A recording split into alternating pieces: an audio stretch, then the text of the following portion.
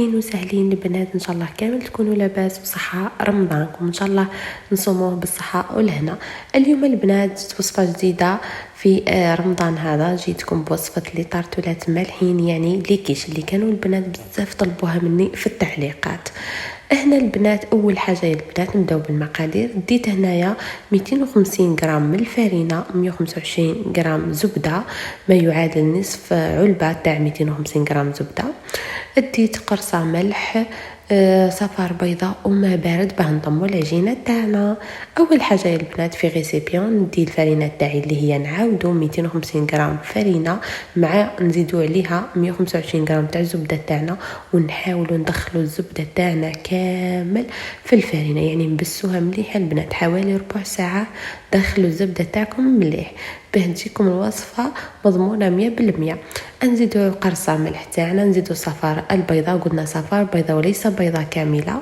نخلطو مليح تبسس معايا العجينه تاعي ويدخلوا كامل المكونات في بعضهم. يعني يا البنات تبعوا خطوه خطوه باه تنجح لكم العجينه تاعكم وتجيكم مبسه، يعني خير من اللي يتباعوا في المحلات.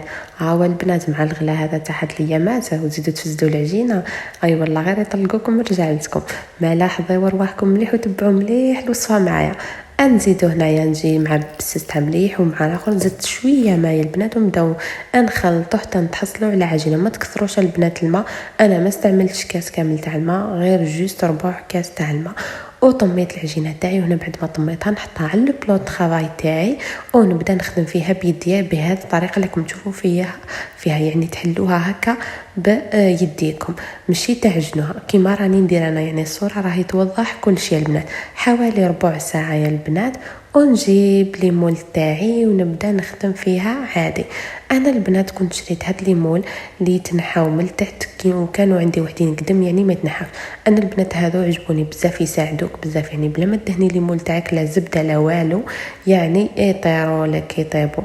انا عجبوني بزاف، شريت 2000 فرنك للوحده. يعني البنات سنا نورمالمون راهم يديروا 2500 ولا ما نعرف، يعني نورمالمون زادوا فيهم هذيك 500 فرنك ما نعرف. انا كما كنتم تشوفوا ما دهنتهم ما والو، بس العجينه تاعي مبسه وسهله يا البنات. هنا بعد ما عدلتهم كامل في ليمون، جبت الفرشيطه تاعي وجيت نثقبهم باه ما كان لا يطلعوا لي البنات.